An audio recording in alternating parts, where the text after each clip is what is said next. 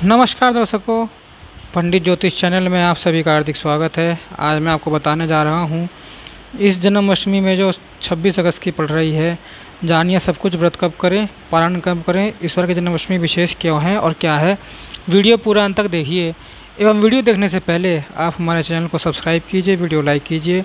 WhatsApp, Facebook, Instagram एवं सभी प्रकार की सोशल नेटवर्किंग साइट्स पर हमारे वीडियो को अधिक से अधिक शेयर भी कीजिए और साथ ही सब्सक्राइब बटन के बराबर में जो बेल आइकन है उसको दबाकर ऑल नोटिफिकेशंस को ऑन कर लीजिए, जिससे कि सनातन धर्म से संबंधित सभी प्रकार की जानकारी एवं वीडियो आपको मुफ्त में एवं समय से प्राप्त हो सके। दर्शकों, इस वीडियो को पूरा देख लेंगे तो जन्माष्टमी व्रत से संबंधित सभी शंकाओं का समाधान हो जाएगा।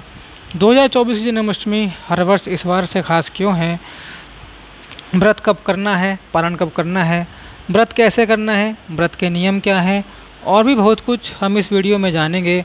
सबसे पहले आपको बता दूं कि 2024 में भगवान श्री कृष्ण का 5251वां जन्म महोत्सव है।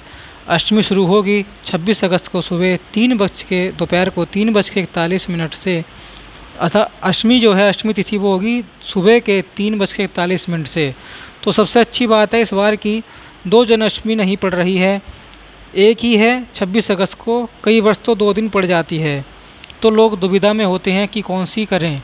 रोहिणी नक्षत्र भी 26 तारीख को ही शुरू है दोपहर के 3:55 से। तो बिल्कुल निश्चित होकर आप 26 अगस्त को व्रत कीजिए। अब इस वर्ष जन्माष्टमी बहुत ही खास हो जाती है क्योंकि यह सोमवार को पड़ रही है। इसकी महिमा मुझे ब्रह्म वैवर्त पुराण में लिखी मिली है। उसमें भी यदि जन्माष्टमी बुधवार या सोमवार को पड़े और कोई व्यक्ति ऐसे जन्माष्टमी का व्रत उपवास कर ले तो व्रती पुरुष फिर से गर्भावास नहीं करता है, यानी जन्म मरण के चक्कर से मुक्त हो जाता है। अष्टमी नवमी को स्पर्श करती हो और रोहिणी नक्षत्र भी पूरा हो तो यह व्रत सबसे सर्वोत्तम माना गया है। और यह पूरा का पूरा योग जैसे भगवान बता रहे हैं इस वर्ष 2024 में एज इट इज़, यानी बिल्कुल सेम टू सेम डिट्टो पड़ रहा है जैसे भगवान बता रहे हैं। भगवान आगे कहते हैं कि सैकड़ों वर्षों में भी ऐसा योग मिले ना मिले, कुछ कहा नहीं जा सकता। ऐसे उत्तम व्रत का अनुष्ठान करके व्रती पुरुष अपनी करोड़ों पीढ़ियों को उद्धार कर देता है।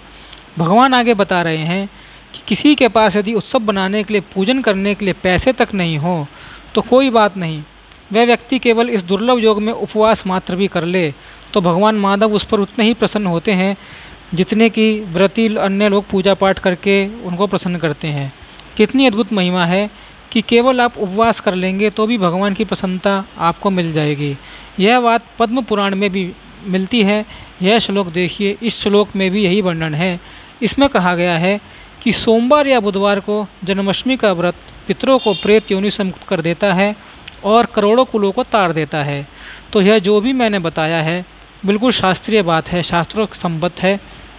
आप ब्रह्म वैवर्त पुराण में देख सकते हैं। मैं कपोल कल्पित बातें नहीं कर रहा हूँ, हमारे कुल गुरु ने हमको यह सिखाया है। अब आगे सुनिए।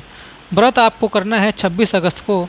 हो सके तो आप व्रत निर्जला कीजिए, यानी आपको कुछ खाना भी नहीं ना पीना है और जल भी नहीं पीना है, बिना कुछ खाए पिए। और यदि यह संभव नहीं है तो केवल आप जल पीकर भी व्रत कर सकते हैं। यदि आवश्यक हो, जी हाँ, यदि आवश्यक हो तो आप गाय का असली दूध ले सकते हैं। मैं असली इसलिए कह रहा हूँ क्योंकि शहरों में जो लोग रहते हैं उनके पास डेयरी का दूध आता है। असली है नकली है कोई नहीं बता सकता। यदि दूध नहीं हो तो फल ले सकते हैं, लेकिन फल आप तभी लीजिएगा जब आपको बहुत आवश्यकता हो, जैसे कोई वृद्ध हो, कोई बीमार व्यक्ति हो या जिसकी दवाइयाँ चल रही हो, उनके लिए चल जाएगा। बाकी जो लोग कर सकते हैं व्रत तो कड़क व्रत कीजिएगा। मैं कहूँगा कि आप निर्जला रहिए और नहीं हो सकता तो आप जल पीकर ही व्रत कीजिए। बाकी आप अपने स्वास्थ्य के अनुसार देख सकते हैं। कुछ लोग प्लानिंग में होंगे कि साबूदाना बना लेंगे, उपवास की सब खा लेंगे या हलवा बना लेंगे या बाज़ार का फलाहारी खा लेंगे। तो ऐसा आप सोचना बंद कीजिए या प्लानिंग मत कीजिए। उपवास में शक्कर खाना और गुड़ खाना भी मना है। लोग गाजर का हलवा बनाते हैं, लेकिन गाजर का हलवा उपवास में नहीं खाया जाता, ना एकादशी में, ना जन्माष्टमी में, ना किसी अन्य व्रत में। यह सब खाकर आप व्रत उपवास का सत्यानाश मत करना। 20 करोड़ एकादशी के पुण्य का जो सौदा है, थोड़ी तपस्या तो होनी ही चाहिए, क्योंकि इस दिन आप व्रत उपवास कर लेंगे तो आपको 20 करोड़ एकादशी का पुण्य लाभ होगा।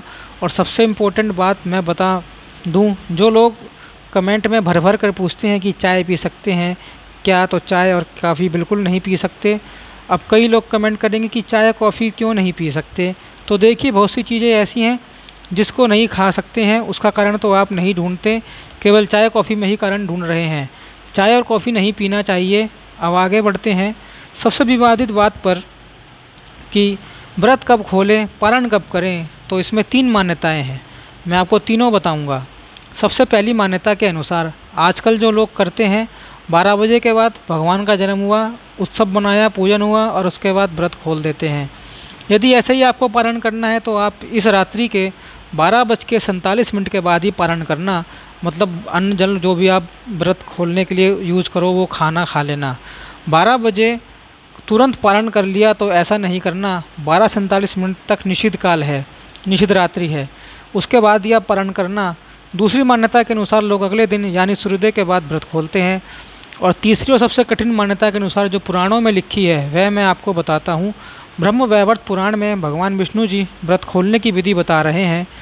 भगवान कह रहे हैं कि विद्वान पुरुष अष्टमी और रोहिणी नक्षत्र में पारण ना करे। अब ध्यान से सुनिए, अष्टमी खत्म होगी रात को 2:21 पर और रोहिणी नक्षत्र अगले दिन यानी 27 तारीख को दोपहर के 3:48 पर ख़त्म होगा। तो भगवान के कहे अनुसार व्यक्ति को अष्टमी जब तक हो और रोहिणी नक्षत्र जब तक हो तब तक व्रत का पारण खोलना व्रत नहीं चाहिए। और भगवान के कहे अनुसार यदि अष्टमी में कोई व्रत खोलता है तो उसके 8 गुणे व्रत का फल नाश हो जाता है। और यदि कोई रोहिणी नक्षत्र में रहते ही व्रत खोल देता है तो उसके 4 गुणे फल का व्रत नाश हो जाता है। देखिए यह श्लोक है, यह अपने आप मैंने आप लोगों को डराने के लिए नहीं बताया है, बस हमारे शास्त्रों में क्या लिखा है वो आपको जानकारी होनी चाहिए।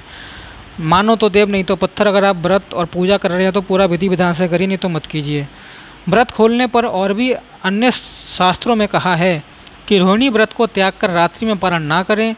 लेकिन जो मैंने पहली विधि बताई है कि जो लोग उत्सव के बाद व्रत खोल लेते हैं उसका भी शास्त्र में वर्णन है। गरुड़ पुराण और विष्णु धर्म में कहा है कि तीर्थांत में या उत्सवांत में पारण करें, यानी जब उत्सव पूरा हो जाए उसके बाद आप पारण कर सकते हैं। तो आप कंफ्यूज मत होइए, जो भी आपका मन करे तीनों तरीक़ों में से आप उस प्रकार से पारण कर सकते हैं। और यदि किसी को रोहिणी नक्षत्र के बाद पारण करना हो तो बीच का रास्ता भी है। आप 26 तारीख जब तक भगवान का जन्म ना हो तब तक निर्जला रहिए और उसके बाद आप फलाहार दूध आदि पर रह सकते हैं। 27 तारीख दोपहर के 3:48 तक जब तक रोहिणी नक्षत्र ख़त्म ना हो जाए, रोहिणी नक्षत्र ख़त्म होने के बाद आप भगवान की आरती कीजिए और उसके बाद व्रत का पालन कर सकते हैं। अब आप कहेंगे उन लोगों की जो लोग चाहकर भी व्रत नहीं कर पाते हैं, जैसे कोई बुज़ुर्ग हो, बीमार हो, किसी का ऑपरेशन हुआ हो, कोई छोटा बच्चा हो, गर्भवती माताएं हो या माताओं की माहवारी हो, कुछ भी हो, किसी भी कारणवश जो लोग व्रत नहीं कर सकते हैं उनके लिए यहाँ कहा है शास्त्रों ने, ब्रह्म वैवर्त पुराण के अनुसार जो लोग असमर्थ हैं व्रत करने के लिए उनके लिए भगवान नारायण बता रहे हैं कि जो लोग व्रत उपवास नहीं कर पाएँ किसी कारणवश तो उन्हें किसी ब्राह्मण को खिला देना चाहिए। अब देखिए जन्माष्टमी है, ब्राह्मण ने भी व्रत उपवास किया होगा और आप ज़बरदस्ती खिलाएंगे तो झगड़ा लड़ाई हो जाएगी, युद्ध हो जाएगा। तो इसलिए भगवान आगे बता रहे हैं कि यदि आप ब्राह्मण को खिला नहीं सकते हैं तो इतनी मात्रा में आप धन दे दें उसे कि वह उस दिन 2 टाइम का भोजन कर सके, अगले दिन भोजन कर ले उस पैसों से। यह दान उसी के हाथ से करवाइए जो लोग व्रत करना चाहते हैं। ऐसी सुविधा के लिए हमने UPI लिंक डिस्क्रिप्शन बॉक्स में वीडियो के लिंक में डाल रखा है, आप उस पर भी लिंक पे भी हमें दक्षिणा स्वरूप जितना आपकी इच्छा हो उतना पेमेंट कर सकते हैं, व्रत का लाभ उठा सकते हैं। दान उसी के हाथ से करवाइए जो लोग व्रत करना चाहते हैं लेकिन किसी कारणवश व्रत नहीं कर पाते। तो एक कितना सुंदर उपाय है हमारे शास्त्रों में। दूसरा उपाय भगवान बताते हैं कि 1000 गायत्री मंत्र का जाप करें, यानी जन्माष्टमी के दिन टोटल 10 माला गायत्री मंत्र का जाप करें तो उसको भी वही पुण्य लाभ होगा। अब जो लोग दवाई खाते हैं उन्हें क्या करना चाहिए, तो मैं बता दूं कि आप व्रत में दवाई ले सकते हैं, इससे व्रत उपवास नहीं टूटेगा। क्योंकि शरीर माध्यम खल धर्म साधन, शरीर धर्म का साधन है। शरीर ही नहीं रहेगा तो आप भगवान की साधना कैसे करेंगे। इस व्रत को बच्चे से लेकर बूढ़े तक सभी लोग कर सकते हैं। कुंवारी कन्याएं, विवाहिता माताएं, बहनें, विधवा माताएं सब कर सकते हैं। कई लोग पूछते हैं कि हम पहले व्रत करते थे, बीच में व्रत छूट गया तो हम किस से कर सकते हैं क्या। तो इसका उत्तर है कि बिल्कुल कर सकते हैं, निश्चित होकर कीजिए। किसी के घर में मृत्यु हुई हो तो वह लोग व्रत कर सकते हैं, हाँ बिल्कुल कर सकते हैं, पर पूजन नहीं कर सकते, व्रत कर सकते हैं। कई लोग पहली बार व्रत करना चाहते हैं तो वे भी शुरू कर सकते हैं। और आखिरी बात, 26 तारीख की सुबह यानी जन्माष्टमी की सुबह आप अपने स्नान के पानी में सफ़ेद तिल डालकर स्नान करना मत भूलिएगा। यह भी मैं शास्त्रों से ही बता रहा हूँ। ऐसा करने से आपको अद्भुत पुण्य लाभ होगा। इस दिन सुबह में स्नान आदि के बाद भगवान के 1000 नामों से अभिषेक करना। कच्चे दूध से यदि दूध नहीं मिले तो नॉर्मल जल लेना, उसमें थोड़ा गंगा जल मिलाना, सफ़ेद चंदन का चूर्ण मिला लेना, गुलाब जल, इत्र आदि डालकर जल तैयार कर लेना और उस जल से भगवान का अभिषेक करना। हिंदी में भगवान के 1000 नाम आप चैनल पे देख सकते हैं या सर्च कर सकते हैं। उसी नामों से अभिषेक करते जाना, चम्मच से भगवान के ऊपर जल डालते जाना। उसके बाद लेकिन कई लोगों की दुविधा यह भी होगी कि भगवान की मूर्ति नहीं है तो वे लोग अभिषेक कैसे करें। वे लोग सुनार की दुकान से चांदी का सिक्का ले आइए जिस पर भगवान कृष्ण का फ़ोटो अंकित हो। इतना भी नहीं कर सकते तो एक सुपारी लीजिए दुकान से, परचून की दुकान से, और उसके अंदर भगवान से प्रार्थना कीजिए, हे भगवान, इस सुपारी को हम आपका प्रतीक मानकर इसी की हम पूजा कर रहे हैं। ऐसा करके भी आप भगवान का पूजन अभिषेक उस पर भी कर सकते हैं। यह हो गया पहला अभिषेक जो आपको सुबह में करना है स्नान के बाद। अब दूसरा अभिषेक भगवान के जन्म के बाद करना है, यानी 12 बजे के बाद यह आप कर सकते हैं। निषिद्ध काल का समय है 12:01 से 12:47 तक। आप इसके अंदर भगवान का गोपाल सहस्त्र नाम से अभिषेक कीजिए। यह गोपाल सहस्त्र नाम स्पष्ट और शुद्ध उच्चारण के साथ आपको करना है। आपको यूट्यूब चैनलों पे या ऑनलाइन मिल जाएगा, उसी से भगवान का अभिषेक करना है। यदि शीतकाल में आप बिजी होंगे, मान लीजिए आप कोई अनुष्ठान करना चाहते हैं, निश्चित काल में आपको समय नहीं मिले भगवान का अभिषेक करने के लिए, तो निश्चित काल के बाद भी आप अभिषेक कर सकते हैं, क्योंकि यह पूरी रात जागरण की है। आप इसमें जगेंगे तो आपको अवश्य ही लाभ होगा। यह 4 महारात्रियों में एक रात्रि है, यह मंत्र सिद्धि की रात्रि है। पूरी रात जागरण करके आपकी उपासना की रात्रि है। वीडियो बहुत बड़ी हो गई, लेकिन आशा करता हूँ कि इस वीडियो से आपको सारी चीज़ों की जानकारी मिल गई होगी। अगर कुछ जानकारी रह गई है तो आप कमेंट में पूछकर भी वीडियो पूछ सकते हैं, मैं और वीडियो बना दूंगा। इस कीजिए को शेयर कीजिए, और जन्माष्टमी से संबंधित और भी वीडियो आएंगी। तब तक के लिए हरे कृष्ण। ओम नमो नारायणाय। ओम नमो भगवते वासुदेवाय।